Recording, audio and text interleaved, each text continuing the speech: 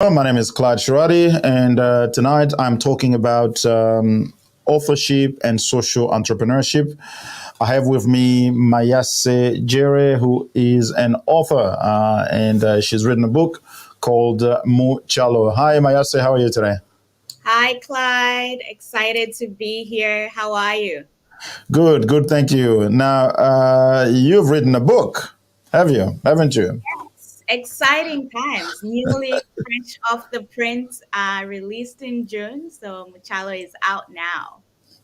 All right, that's very good. We'll talk about the book in a moment. Essentially, as you would know, on this platform, we talk more about entrepreneurship, whether that is commercial entrepreneurship or social entrepreneurship. We give value to both of these two types of entrepreneurship.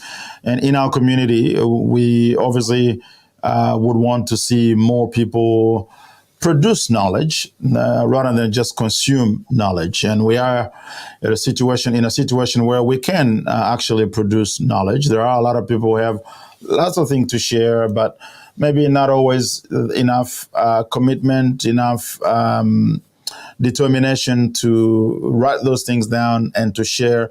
And Mayase is one of those who have has taken the time that it took to write a book. So Mayase, more broadly, do you think that there's room in within the broader African Australian community, even the African community globally, to produce more knowledge than what we actually do? Yes, I truly believe that. And I believe it from an essence of our stories matter. The life experiences that we have, they matter. We're very creative. We come from backgrounds where, knowledge was shared through storytelling. So we're great storytellers, but people don't get to hear our stories and our journeys. So we should be doing a lot more of that. And if you think about where ideas come from day to day living. And so I always encourage myself, actually, this journey of the book has taught me to you just need to start. And one thing that people don't do is start something. You start and then put a small piece out there and then build on that. Don't be afraid to start. If you're an entrepreneur, you have an idea, start Mhm. it. If you don't start, then you have no option to kind of like take the idea further. Absolutely, you've got to start because we have so many ideas these days in our minds. And I was just reading something earlier today where you were saying that we read so many books, but if you have a look at it, we don't do much with the books that we read. And this person was saying if you read a book, trying to implement at least one idea in every chapter of the book. Otherwise, you just have this pile of knowledge and you're not doing anything with it. So a lot of people have knowledge, but they're not actually doing anything with it. And writing a book is one good way of sharing some of the things that we have in our minds. And God knows we're so rich in our culture and everything that we can share, isn't it? Yeah, yeah. And it's going back, everybody says knowledge is power, knowledge is power. But actually, if you think about it, knowledge without the actioning, there is no power. You can have all Correct. the knowledge, but you don't use it. There's no power in that. The power comes when you actually put it into action. Then that knowledge is powerful. So I just, we need to rethink that phrase as well. Like, knowledge is not power, actioning the knowledge is the Is power. power. Knowledge is not power until it is applied. If it is just in your head, there is not much. Now, let's go into your book. How did it all started? What led you to write the book? So the book has been 8 years in the making, 8 years in the making. And what made me start the journey of writing these stories was really like my journey of migrating to Australia. I Hmm. migrated to Australia 19 years ago. It feels as if it's just yesterday, but it's actually 19 years ago. And in my journey of finding community, finding Australia, making Australia home, there were just so many different um, kind of like challenges Hmm. financially as an international student, missing my family, missing my community, missing my culture, but then also embracing everything that Australia has given to me and finding value in my roots, plus what I was doing. And I thought, oh, the community needs to hear all these stories of different journeys, because our journeys as international students are different from journeys of migrants who come through, for example, refugees or skilled migrants. We all Mm. have different nourishing journeys that other people don't actually understand or they don't know. So I Hmm. thought, how can I bring all these stories of my life and other people's life, and how we have found belonging, how we have found ourselves, community, uh, into life. And that's Mm. how the story has been 8 years in the making, because, Well, that's quite a bit of time there. It took a while, but the good thing is you actually did it. Now, the title Muchalo, tell us a little bit about that. I understand it comes from Bemba. You're from Zambian background. Tell us more about that. yes, Zambian background, Muchalo means in the world. So in Zambia, there is a slang which means if you go outside of Zambia, you go overseas, they say you're going in the world. So you hear a lot of like Zambia Kuchalo, which is a Zambian who's out in the world. So Muchalo means in the world because it's the stories of diasporans who are living in the world. And Mm. the Bemba side of things is my heritage. My maternal grandmother is Bemba. When I was young, I grew up with her. She was my first mother. So I incorporated Bemba proverbs into the stories because I also wanted to share my culture with the rest of the world. So you get to, hear about the Bemba proverbs in terms of like understanding a little bit of Zambian culture and Bemba. So there's a lot of connection to my roots in this book. So it's my roots plus my Australian experience. All right. So Muchalo is in the world. That basically is trying to say you left your native Zambia. You came to Australia as an international student. You entered the world, so to speak, and then you encountered a number of challenges, and that connects with. There's the stories of so many of us who have left our home countries to migrate to other countries where we've chosen. I mean, we may have come as students, as skilled migrant, as you mentioned, or in various other positions, but we somehow decide to stay, and then we encounter a lot of challenges along the way. So, tell us a little bit more about what you wrote in the book and how that sort of highlights the stories of migration from people in the world. Yeah. So I can actually, let me see. One of the stories that I really, really love is on part 4. And it says, on a cold day, cold and shima will burn you. This is the Bemba translation, the English translation of a Bemba proverb that says, um, sometimes you'll have bad luck in your life. And on the day that you have bad luck, you just don't know how it's going to happen.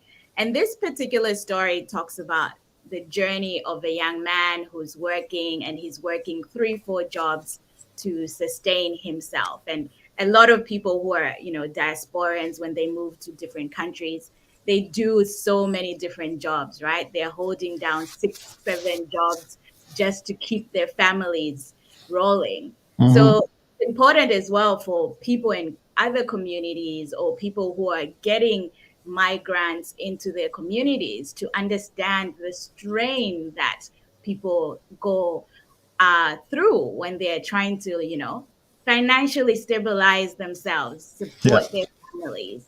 And so that particular part 4 talks about, the various things that we navigate, which may be 3, 4 jobs, just so you can put yourself through school, you can support your family financially. Um, and that challenge of balancing whatever you need to do to get money and whatever you need to do to study and pass your grades and get your education that will elevate you to the next level, is quite complicated, and a lot of people don't make it through Mm. particular stress. Absolutely. I suppose many of us can relate to that when we come to another country, those of us living in Australia, we've arrived here, you're trying to settle, you're trying to get some sort of stability in your settlement here. Financially, you have to obviously earn some money, but then you still have these expectations from home where people are expecting you to send money as well. And I've talked about the black tax here Yeah. that applies whether you're a student or a professional, or it applies all the time, and you can't really escape it 100% unless you want to sort of.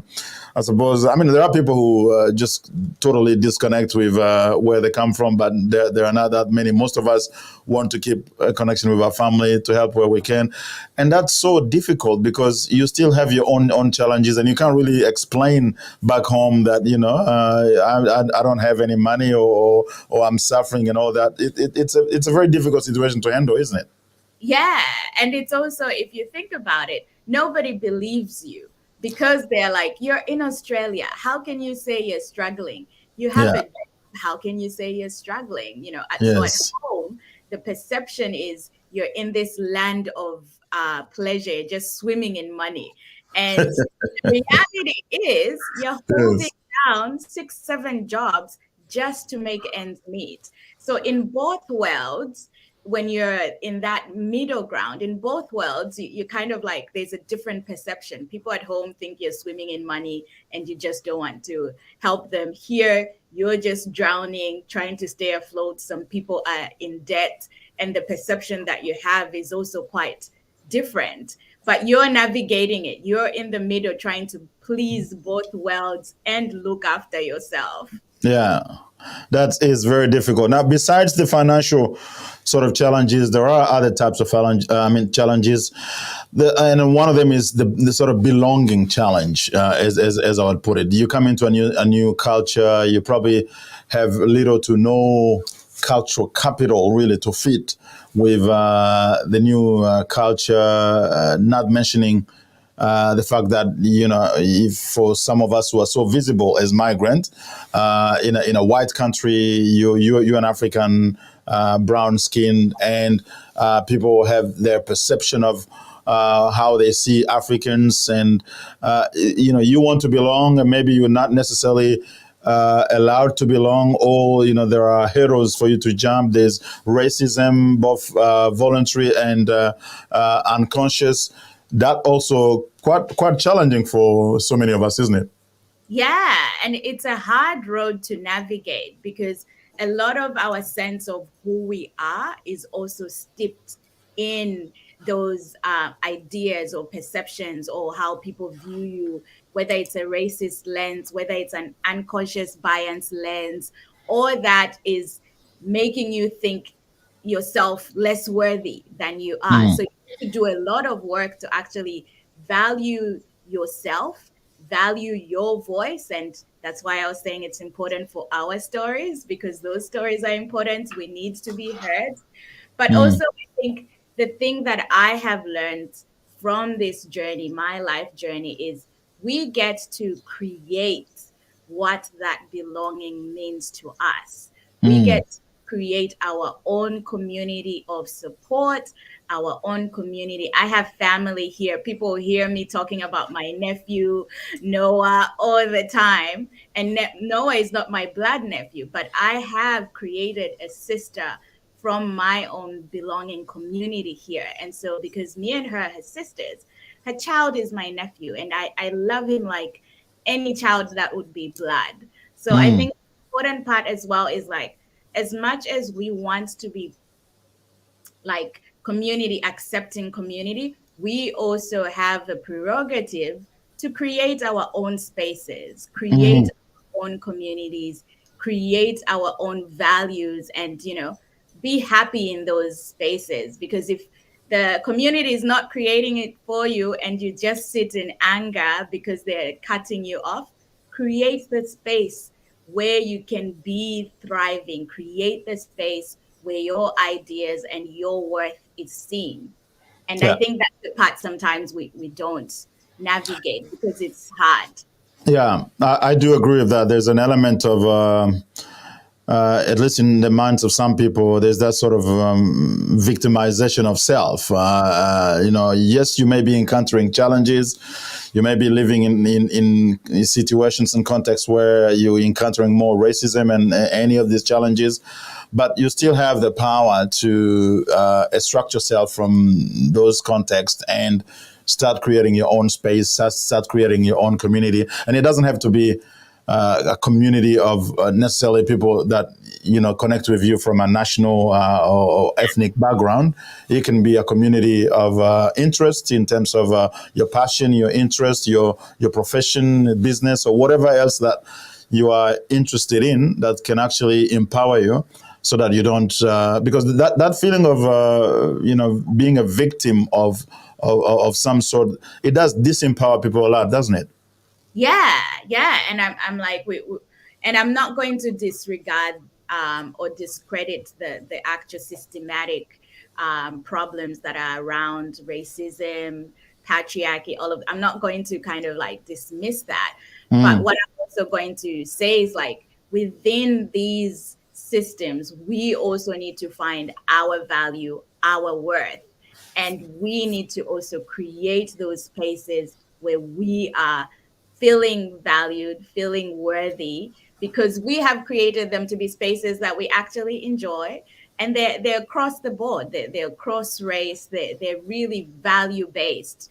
And that's the most important thing, because we also have the, what is it? We have the power. That's the right thing. We have the power not to be victims in all spaces.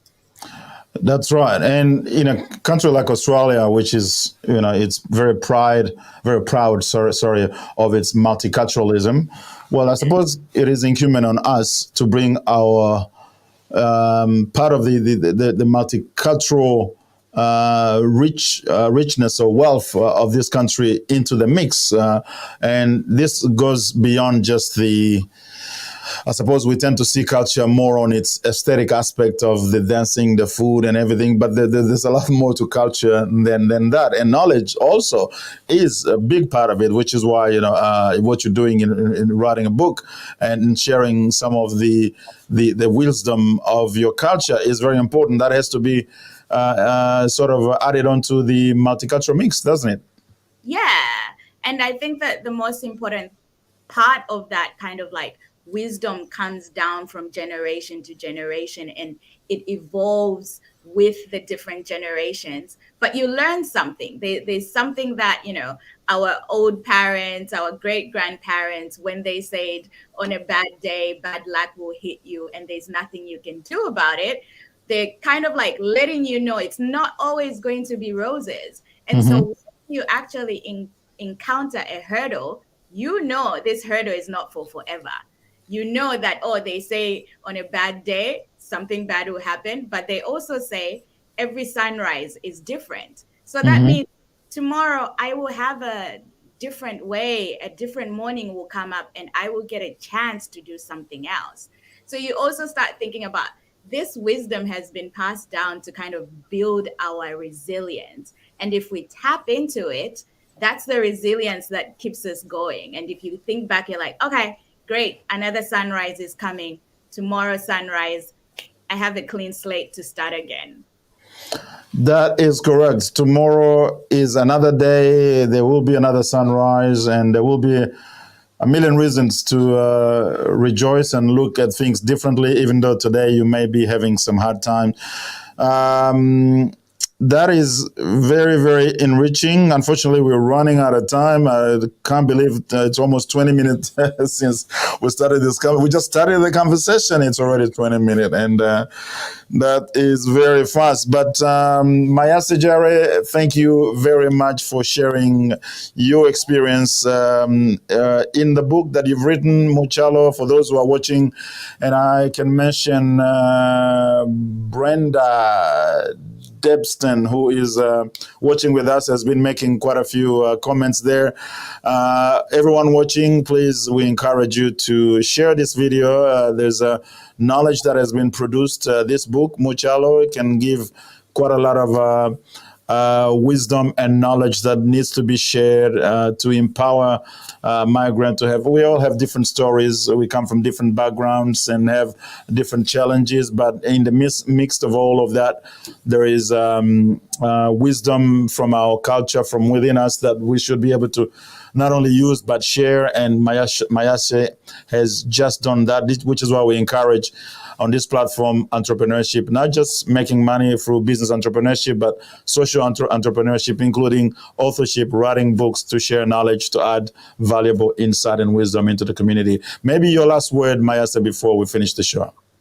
Yeah, thank you, Clyde. Definitely, we are worthy. Our stories are needed in the world, so we should keep creating. I want to see more authors, more entrepreneurs. Our ideas matter, and our ideas are just going to be blowing the next generation away. So let's get them out there. Let's get all our ideas, all our stories into the world. All right. That's all for now, folks. Thank you very much, Mayase. We wish you good luck with that. Actually, maybe quickly, how do people get the book? The book is on my website, www.artofotherness.com. That's where you All right. get the.